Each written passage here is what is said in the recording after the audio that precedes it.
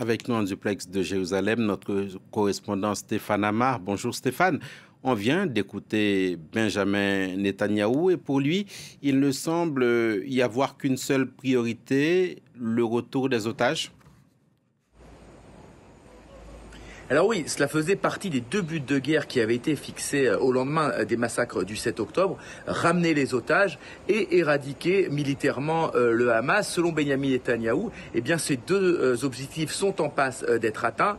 Il a dit que les otages rentreraient en Israël durant la fête de Sukkot. La fête de Sukkot, elle démarre mardi ici en Israël, elle se poursuivra pendant une semaine. C'est dire que Benjamin Netanyahou mise beaucoup sur ces négociations qui s'ouvrent ce matin au Caire pour aboutir à un résultat. Et ce qu'il a aussi souligné dans son intervention hier soir, eh bien, c'est que selon lui, c'est bien la pression militaire, ce sont bien ces 2 ans de guerre contre le Hamas dans la bande de Gaza qui ont fait plier le mouvement islamiste et qui l'ont conduit à accepter les conditions imposées par Donald Trump et notamment la libération immédiate de tous les otages et non plus par étapes comme le Hamas le souhaitait, comme ça a été le cas lors des précédentes vagues de libération. Et aussi, et ça ce sera beaucoup plus compliqué bien sûr, le démantèlement militaire du Hamas dans la bande de Gaza et notamment de l'infrastructure souterraine qui a été construite durant 20 ans par le Hamas sous la bande de Gaza. Cela fera l'objet des négociations aujourd'hui au Caire. Stéphane, rappelez-nous à ce stade, quel est l'état de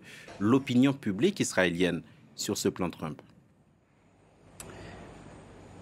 Bien, ce qu'on observe ici en Israël, c'est très clair, c'est désormais une quasi-unanimité, je dirais, de l'extrême gauche à l'extrême droite. Eh bien, les Israéliens sont favorables à ce plan, ils sont favorables au retour, bien sûr, des otages en Israël. Il en resterait à peine une vingtaine de vivants et une trentaine de corps. Mais les Israéliens, bien sûr, veulent en finir avec ce cauchemar qui dure depuis maintenant tout juste 2 ans.